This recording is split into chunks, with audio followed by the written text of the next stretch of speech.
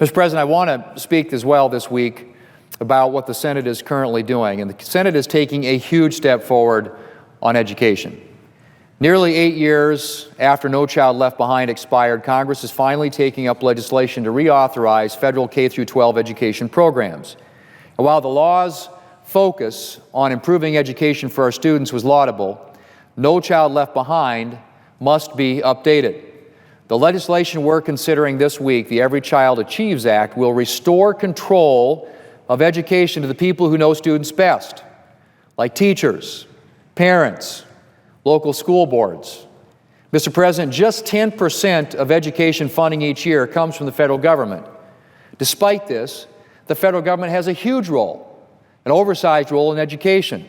Every day, teachers and administrators and students have their day shaped by a host of federal mandates, from testing requirements to precisely what to do if a school is deemed failing.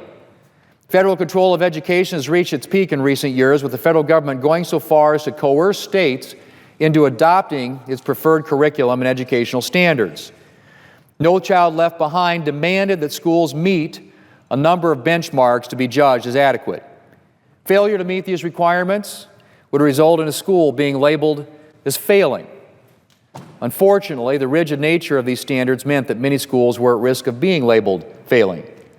In response, states have made it a habit to apply to the federal government for waivers from the terms of the law so that they can avoid the burdensome requirements that come along with the failing label.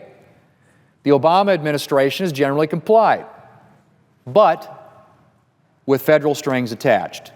Essentially, the administration informs states that it's happy to grant them waivers as long as they agree to implement the federal government's preferred academic standards, adopt the federal government's preferred method of evaluating teachers, and take the steps the federal government believes are the appropriate steps to address failing schools.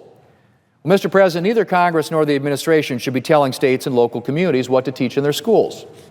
Decisions about education should be made by those who actually educate students, not by a group of bureaucrats or politicians in Washington, D.C. As any teacher will tell you, education is not a one-size-fits-all proposition.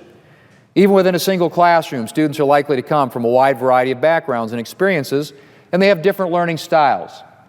Teachers are constantly adapting their methods and material to meet the needs of the particular students that they have in front of them. And that's a lot harder to do when Washington is dictating those methods. The legislation that we're considering today, the Every Child Achieves Act, will revoke the federal government's authority to dictate standards to the states. Specifically, this legislation explicitly prohibits the federal government from tying federal funds to a state's adoption of specific education standards. In other words, the federal government will no longer be able to blackmail states into adopting its preferred academic criteria. This is a huge victory for students and for teachers. Thanks to this legislation, states and localities will have much more freedom to adopt the standards and curricula that will help their students achieve. Mr. President, another one of the problems created by No Child Left Behind, as any parent or teacher will tell you, is the phenomenon of over-testing. I've received hundreds of letters this year from teachers and parents concerned about the effect over-testing is having on students' education.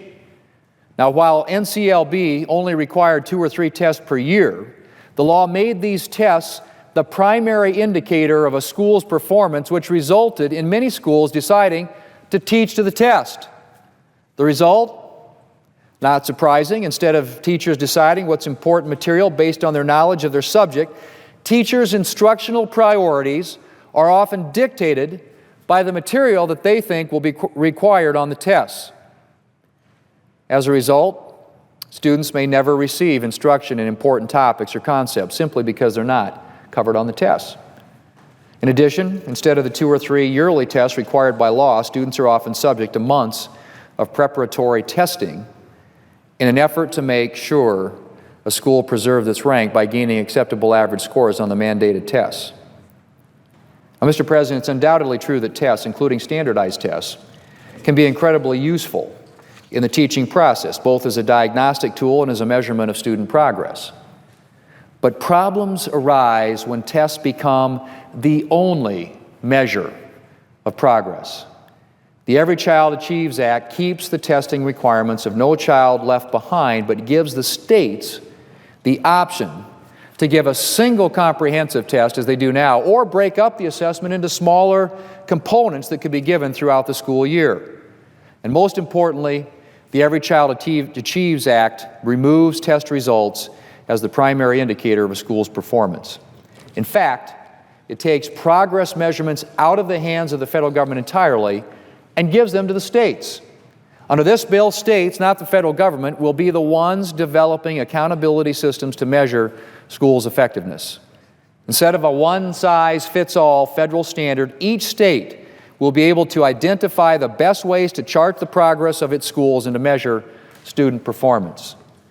In addition, the Every Child Achieves Act removes the federal government's national teacher evaluation requirements and allows states to decide whether and how to measure the effectiveness of their teachers. Now, Mr. President, I've offered several amendments to the Every Child Achieves Act, including two very important measures to address the tragic rash of student suicides that has beset Indian country over the past several months.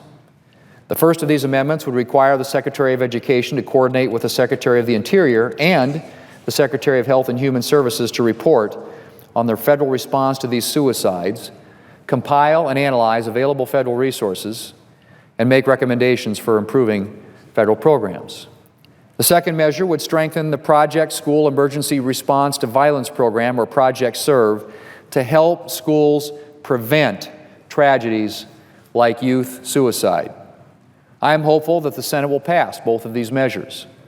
I'm also pleased that the underlying bill contains important improvements that I champion to the Federal Impact Aid Program, a program that provides districts with revenue to make up for non-taxable federal activity in a school district.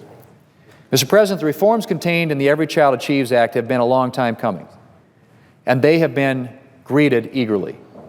This bill is supported by everyone from the School Superintendents Organization to the National Governors Association to Teach for America. And of course, this legislation is strongly supported by both Republicans and Democrats here in the Senate.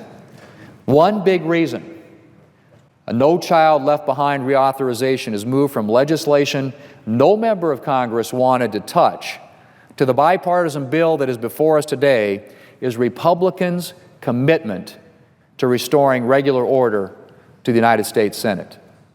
We've restored the committee process and ensured that members of both parties are able to make their voices heard through amendments. The result is legislation like the Every Child Achieves Act, a bill with bipartisan authorship, and strong bipartisan support. Mr. President, I hope we'll have many more achievements like this in the Republican-led Senate this year. We need to get control out of the hands of Washington bureaucrats. People have never been to South Dakota, much less a South Dakota school. They shouldn't be telling South Dakota teachers what to teach. The legislation before us today will help strengthen education in this country by putting education in this country in the hands of those where it belongs, in the hands of state and local school districts. I look forward to the Senate passing this bill later this week. Mr. President, I yield the floor.